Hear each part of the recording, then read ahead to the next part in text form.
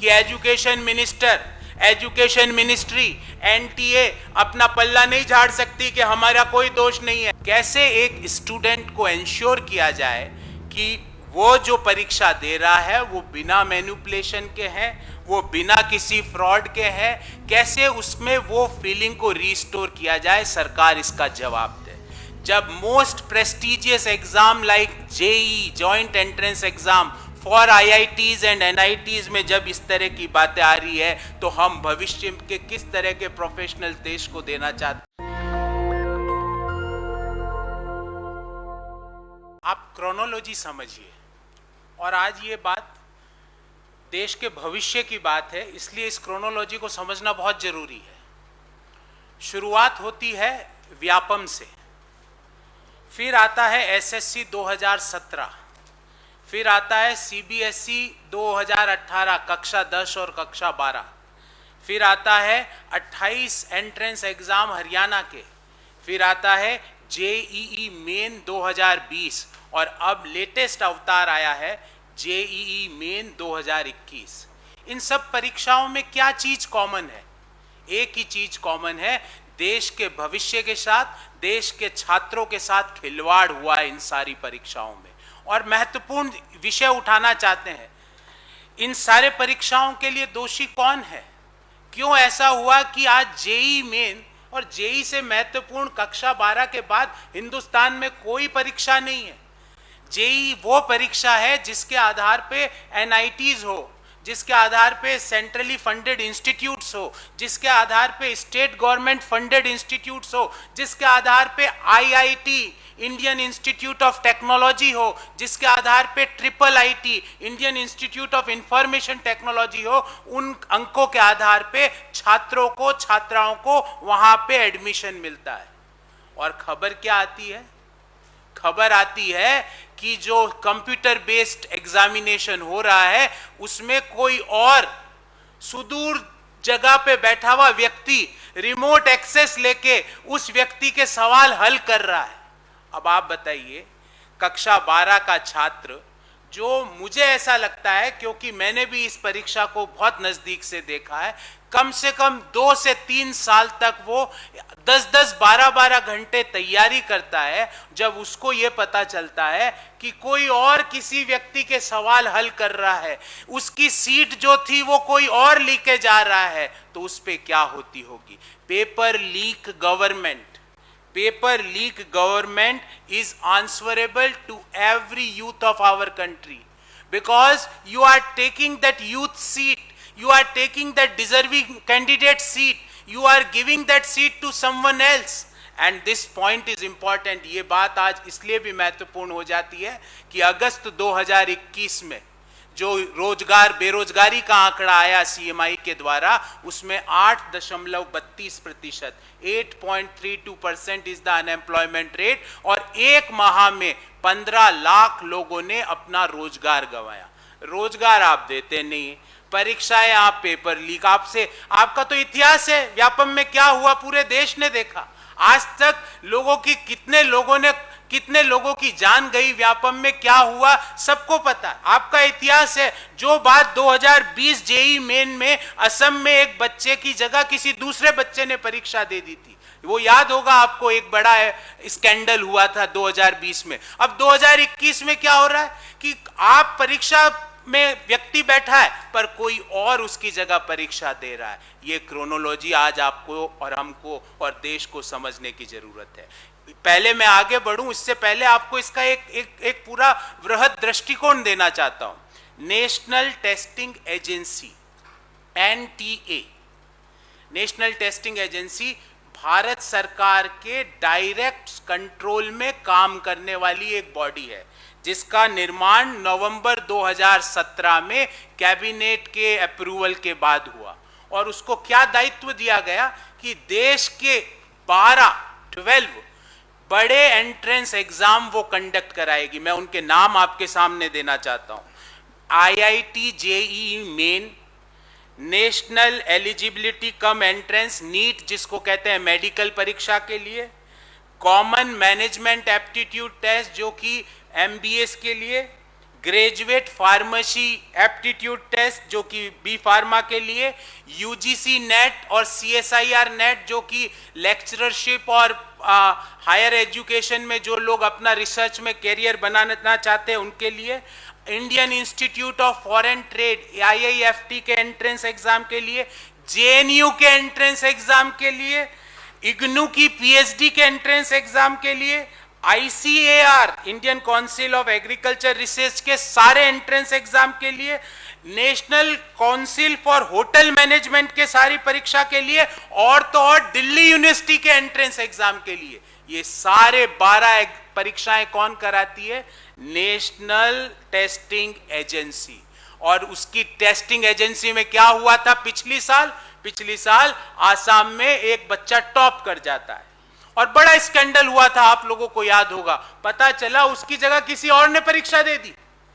और आज ये पता चल रहा है हरियाणा के सोनीपत शहर से कि एक बच्चा जो परीक्षा दे रहा है, क्योंकि ये कंप्यूटराइज्ड बेस्ड एग्जाम होता है, पेपर पेंसिल वाला परीक्षा नहीं है। सवाल आपके कंप्यूटर स्क्रीन पे आते हैं, आपको करेक्ट ऑप्शन उसमें टिक करना पड़ता है। आपकी रिमोट एक्सेस उस कंप्यूटर जो आप सेंटर पे बैठे हो, जिस कंप्यूटर में परीक्षार्थी परीक्षा दे रहा है, उसकी रिमोट एक्सेस कहीं और से कोई आदमी सॉल्व कर रहा है, और इसके लिए 15 लाख रुपए के पोस्ट डेटेड चेक ले लिए जाते हैं।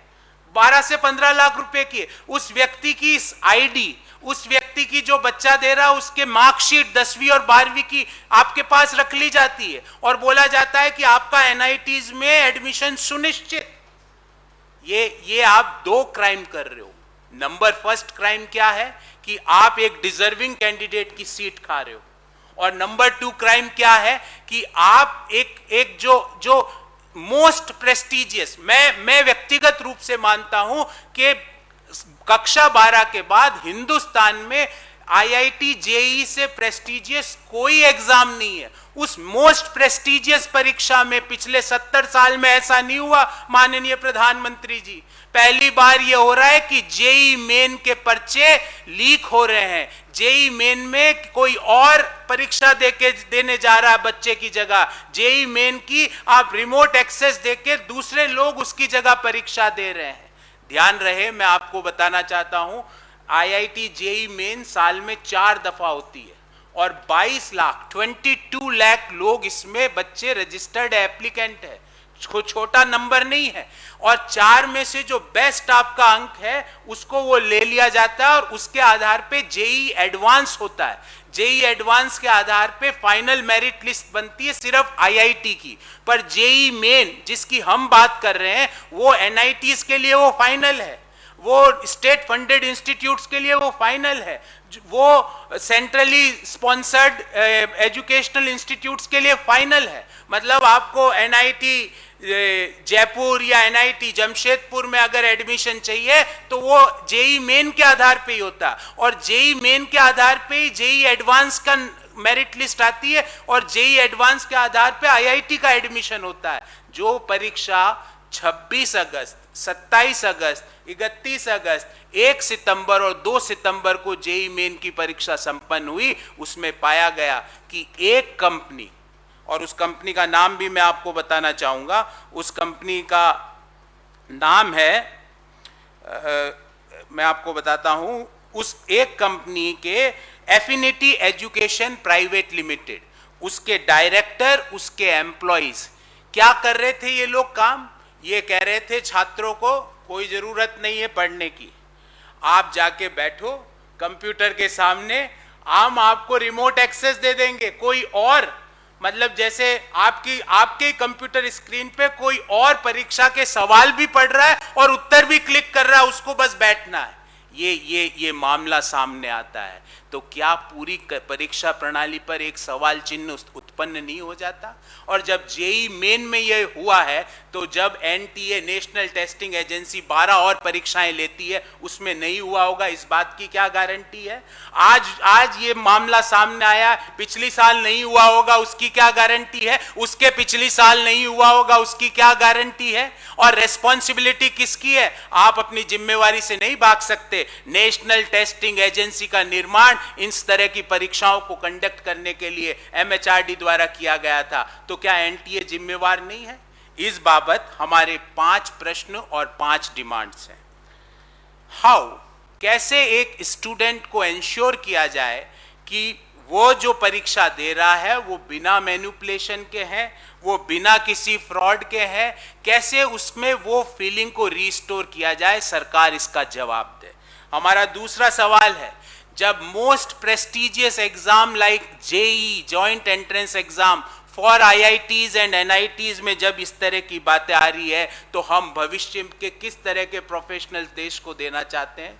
हमारा तीसरा सवाल है कि एजुकेशन मिनिस्ट्री, एनटीए अपना पल्ला नहीं झाड़ सकती कि हमारा कोई दोष नहीं है। पिछली साल इसी तरह की घटना आसाम में हुई, आसाम का एक टॉपर बना, आपने उसके बाद क्या किया? हम इसके लिए एनटीए और एजुकेशन मिनिस्टर और एजुकेशन मिनिस्ट्री को डायरेक्टली जवाबदेह मानते हैं।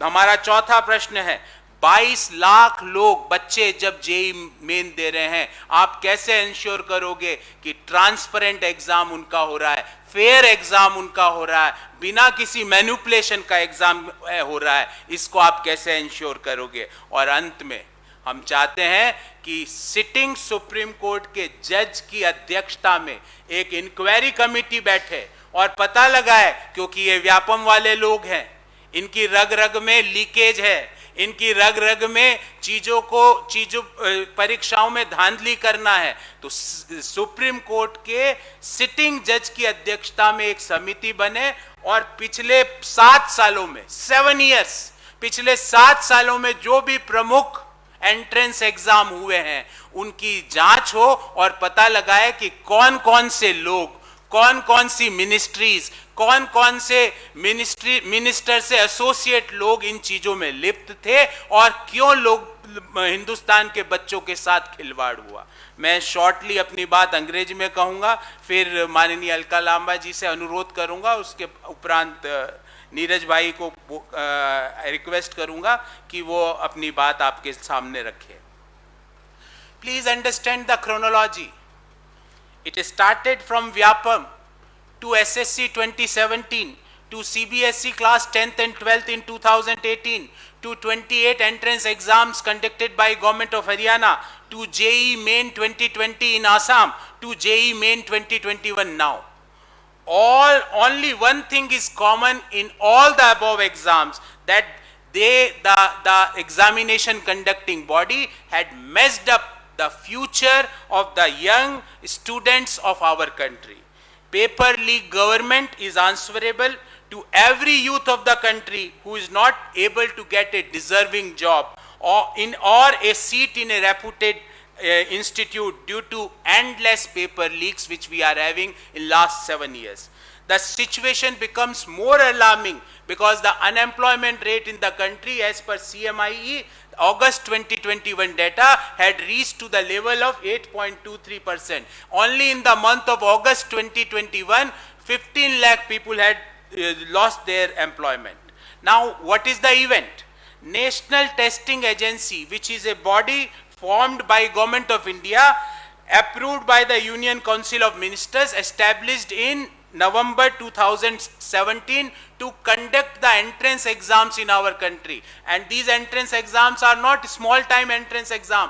These entrance exams are one of the most reputed entrance exams of our country, starting from JEE, Joint Entrance Exam, for admission into IITs, IIITs, NITs, centrally funded institutes, to NEET for the entrance in the medical colleges of our country, Common Management Aptitude Test, GPAT, that is Graduate Pharmacy Aptitude Test, NET, which is a eligibility test for the lectureship in our country, CSIR NET for the research, for promoting research in our country, IIFT entrance exam, which is for getting an MBA degree from Indian Institute of Foreign Trade, JNU entrance exam, IGNOU PhD, ICAR, Indian Council for Agriculture Research entrance exam, Hotel Management colleges, and Delhi University entrance exam. The joint entrance exam, that is JEE Main, is a computer-based test held 4 times in a year. and a student can appear in all four, and the best one will be taken as his final mark for calculating or for making the merit list for admission into NITs, or for getting him for eligible for appearing in the entrance exam for the JEE Advance. The JEE Main is a CBT held 4 times in an academic year by National Testing Agency. Each applicant is allowed to make one attempt in each session. The student best of the 4 scores will be considered for preparing final merit. The merit list is used for BE, BTech at NITs, IIITs and other institutes. And this merit list is also used for finalizing the list of candidates who are eligible to write JEE Advance for admission to IITs. The 4th session of JEE Main 2021, which were concluded on 2nd of September 2021, is in this particular JEE Main exam, the CBI have registered a case against a private institute named as Affinity Education Limited and its directors and 3 employees. What they were doing, the private institute was involved in helping the students to forge the entire exam. The institute also collected money from the students after their selection. As per the primary investigation, it was found that question paper of the applicant was accessed remotely from the chosen examination center in Haryana, as the entire examination was computer based. Further, it is alleged that the private institute was conducting these practices through an examination center at Sonipat in Haryana. Based on reports, the company and its staff members posted at the examination center were manipulating the online examination and were helping students for getting admission in the top engineering colleges of our country. In this regard, we have 5 questions or 5 demands. Number 1, how a student can be ensured that these type of frauds and manipulation have not happened in other examinations conducted by NTA? ये कैसे ensure होगा? Number 2, if one of the most prestigious exam of our country, that is JEE Main, is not spared by these frauds, then what is the quality of future professionals which we are giving it to our country? Number 3, Education Minister and Education Ministry and NTA are having responsibility for conducting transparent and fair examination. Why they are not held liable when there is a consistent manipulation in JEE Main exam in last year and this year? If it is not the responsibility, that the government should ensure that every student out of 22 lakh applicants who had appeared for JEE Main 2021 to get a fair chance, ultimately their future is at stake. And last, we demand an extremely busy in selling national assets. ये कहाँ बेरोजगारी का सवाल आपने पूछ लिया? Government is busy in selling the national assets. अभी अगले साल 2 साल बेरोजगारी वगैरह, ये महंगाई, ये सब भूल जाइए आप. ये परीक्षाएं अभी तो बिजी है, अभी तो एसेट्स बेचने हैं 70 साल में जो क्रिएट किए वो बेचें कि आपकी ये बेरोजगारी का मुद्दे को सुलझाएं. मुद्दा ये है कि माननीय वित्त मंत्री जी से जब भी कोई सवाल किया जाता है, हवाले कर देते हो पूरे यूजफुल लाइफ के, उसके बाद उस एसेट्स में बचता क्या है? इस मोबाइल फोन की लाइफ 5 साल है, मैं खरीद के आपको 5 साल के लिए भाड़े पे दे दूं, उसके बाद इस मोबाइल फोन पे बचता क्या है? So don't try to befool the people कि this is not sale, this is monetization. We asked a very simple questions, अभी तक जवाब नहीं दिया. तीन उनके explanation आए पर सवाल का जवाब नहीं देती मैडम से पूछा कि मैडम ये मोनेटाइजेशन है कि सेल है, क्योंकि आप यूजफुल लाइफ के लिए पूरा दे रहे हो तो ये तो सेल हुई. मैडम से पूछा गया कि you are promoting duopolies in the economy, what is the reason of promoting duopolies in the economy? India an emerging economy doesn't sustain duopolies और मोनोपोलीज. और मैं आपसे पूछता हूं और आपके माध्यम से आपके हर दर्शक और हर पाठक से पूछता हूं, क्या आपको पता नहीं है ये कौन खरीदेगा? आपको पता नहीं है कि ये जो मोनेटाइज होंगे ये किसके हाथ में जाने वाले? क्या आपको और मुझे पता नहीं है? तीसरी क्लास के बच्चे को भी पता है कि ये किसको, क्योंकि भले वो गुवाहाटी से लेके बॉम्बे हवाई अड्डा हो, लखनऊ से लेके कोई दूसरा हवाई अड्डा हो, किसको मिले हमने देखा. अब ये 25 हवाई अड्डे किसको मिलेंगे, आपको और मुझे दोनों को पता है। 9 पोर्ट किसको मिलेंगे, आपको और मुझे पता है। और लास्ट, ये एक साजिश है, I will say this is a conspiracy to bypass the reservation system in our country. अभी जो ये जो एसेट्स हैं, जो ये पीएसयूज हैं, यहाँ पर रिजर्वेशन सिस्टम है, बैकवर्ड का रिजर्वेशन है, ओबीसीज के रिजर्वेशन है, और not only caste based reservation है।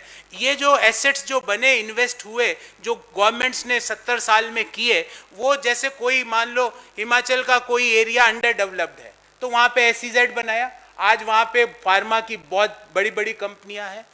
उत्तराखंड का कोई इलाका मान लो पीछे चले गया, वहां पे एक बड़ा रियायत दी टैक्स की। मान लो असम के या मणिपुर के कोई इलाके में इंडस्ट्री को प्रमोट करना, ये बनाया है सरकारों ने, पिछली सारी सरकारों ने मिलके, जिनको आप पानी पी के सिर्फ गाली देने के अलावा कुछ काम नहीं करते। और अब आप कभी नहीं पूछ सकते कि 70 साल में क्या किया। 70 साल में ये किया कि आज आपके खर्चे, जो रेवेन्यू एक्सपेंडिचर है, उसको चलाने के लिए जो एसेट्स बनाई, वो हमने 70 साल में क्रिएट करी। और लास्ट में एक बात कह के अपनी बात समाप्त करूंगा। हमारी संस्कृति में जो व्यक्ति अपने बाप दादाओं की संपत्ति बेचता है, उसको हमारे यहाँ तो कुपात्र बोलते हैं, सुपात्र नहीं बोलते हैं।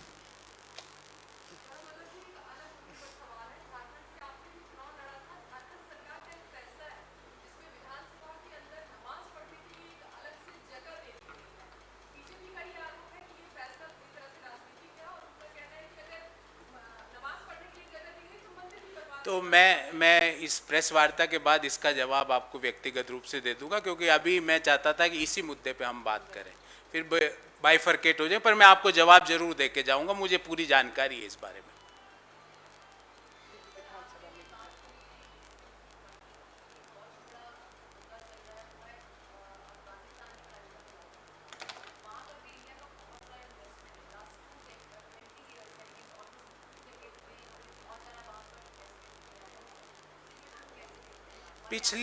पिछले 3 वीक से पॉलिटिकल इनस्टेबिलिटी है अफगानिस्तान में। आपने देश के फॉरेन मिनिस्टर को आप बयान या उनका वक्तव्य टीवी पे या अखबार में इतना सा भी कॉलम देखा? कहाँ है देश के फॉरेन मिनिस्टर? कहाँ है देश के इकोनॉमी फाइनेंस मिनिस्टर? क्यों वो कोई आप बाहर आके कोई बात नहीं कहते? क्यों जो कभी bad good Taliban, bad Taliban नहीं हो सकता, वो जाके आज उनको सपोर्ट कर रहे हैं? क्यों?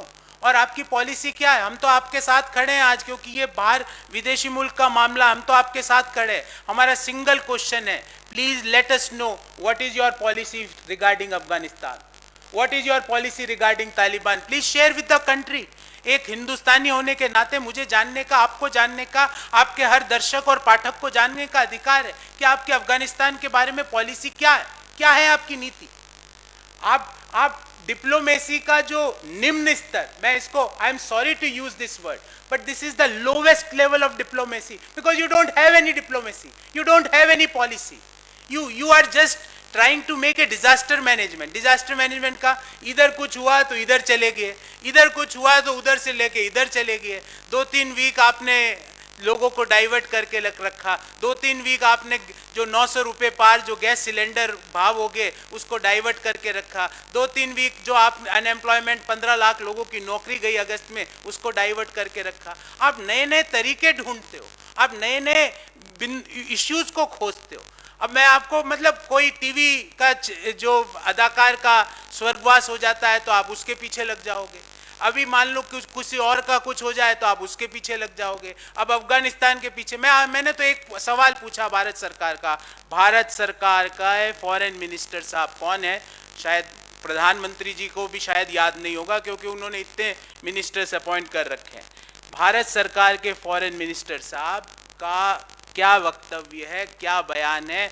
फॉरेन मिनिस्ट्री का, एक्सटर्नल अफेयर्स मिनिस्ट्री का क्या स्टेटमेंट है? What is the policy regarding Taliban and Afghanistan? Country wants to know, please don't mislead us. हमारा इन्वेस्टमेंट भी है, हमारा पड़ोसी भी है, हमारी नैतिक जिम्मेवारी भी है। हम इस रीजन में सबसे बड़े इकोनॉमी है। हम इतने बड़े और विशाल इकोनॉमी है। आज अफगानिस्तान के माध्यम से दूसरे देश, specially Russia, China and Pakistan, what they are going to play, what is their intention, what is your policy to counter this triangle which Afghanistan, Pakistan and Russia is forming in Afghanistan. So आपकी इस triangle को लेकर आपकी क्या policy है, देश के सामने ये ला के रखिए. प्रधानमंत्री जी तो MA in entire political science है, उनसे बेहतर तो आदमी नहीं हो सकता इन सब चीज़ों के बारे में बोलने के. वो तो एंटायर है. आप और मैं तो हो सकते हैं देश की पॉलिटिकल साइंस जानते हो, वो तो दुनिया की जानते हो, उनकी डिग्री में लिखा हुआ है. तो वो आए बाहर और दें अपना वक्तव्य कि भाई मैं तो सब जानता हूं because this is A political issue. तो वो अफगानिस्तान के बारे में दे वक्तव्य, आके एक करे press conference specially on Afghanistan, आपको भी बुलाएं और दे अपना दिव्य ज्ञान बताएं कि उनके दिव्य ज्ञान में एंटायर पॉलिटिकल साइंस में उनको क्या सिखाया गया और उनका क्या मंतव्य है, आके बोले.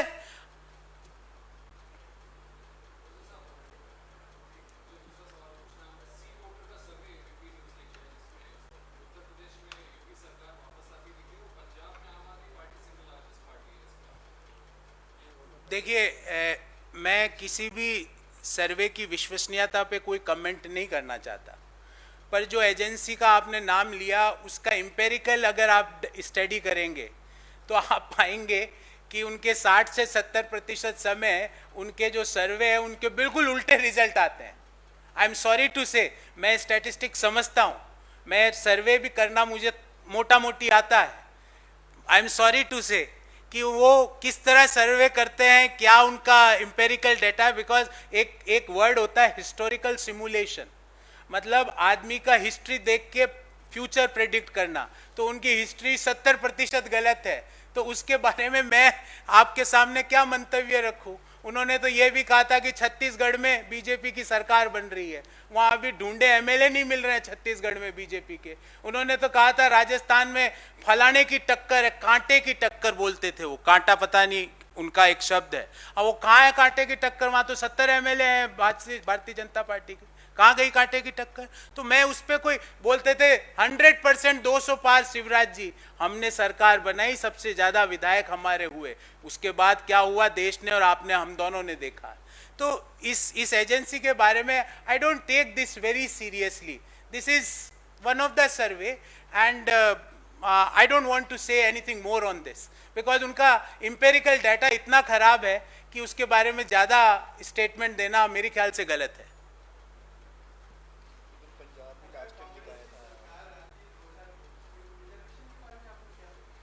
रिजर्वेशन के बारे में हमने हर जगह अपनी बात क्लियर रखी है कि हम we are not anti this. हम ये इस तरीके के पब्लिक एसेट्स को सेल करके बाईपास करने के कोई मुद्दे नहीं उठाने वाले हैं.